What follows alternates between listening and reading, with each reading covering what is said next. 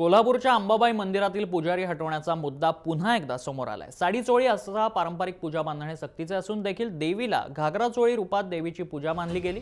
त्यानंतर भक्तांच्या मागणीवरून पालकमंत्री चंद्रकांत पाटील यांच्या उपस्थितीत ठाणेकरांना मंदिरात प्रवेशबंदी करण्यात आली।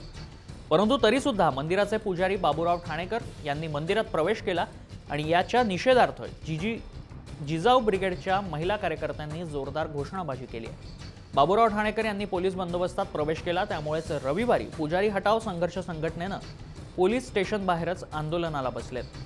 मंदिराबाहेरच्या तणावपूर्ण परिस्थितीमुळे ठाणेकर यांना पोलीस बंदोबस्तातच सुखरूप बाहेर काढण्यात आलं। ठाणेकरांनी अंबाबाईला गुजराती पेहराव घातल्याने वाद निर्माण झाला होता। त्या कलमाप्रमाणे आम्ही त्यांना ते लेटर दिलं आणि आम्ही त्यांना सांगितलं की ह्या दोघांना बंदी झालीच पाहिजे। पण इतका सांगत असताना सुद्धा जेव्हा आम्ही त्यांच्याबरोबर मीटिंगमध्ये आहोत तोपर्यंतच बाबूराव ठाणेकर मंदिरात गेले हे आम्हाला समजलं।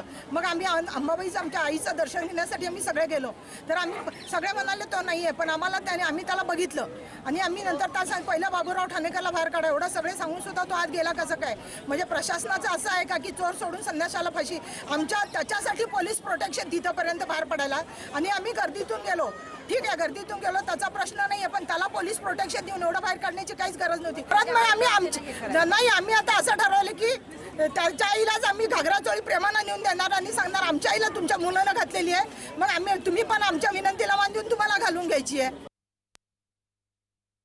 निव्वळ चितावणी करणे ह्या उद्देशानं हे ठाणेकर बंधू अंबाबाई मंदिरात येतात आणि असंख्य भाविकांच्या भावना दुखवत आहेत आणि याला ज्यांनी गुन्हा केला त्यांच्यावर FIR दाखल केली, त्यांना आज अखेर अटक केलेली नाही।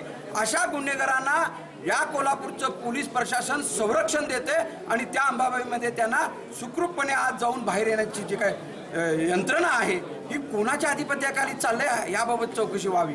ह्या ठाणेकर कुटुंबियांना तुम्ही बंदी घाला, हे शेवटचं निवेदन असेल, शेवटची तक्रार असेल। पुढे भविष्यात काय होईल त्याला जबाबदार पूर्णपणे प्रशासन राहील हेच आम्ही आज सांगू इच्छितो।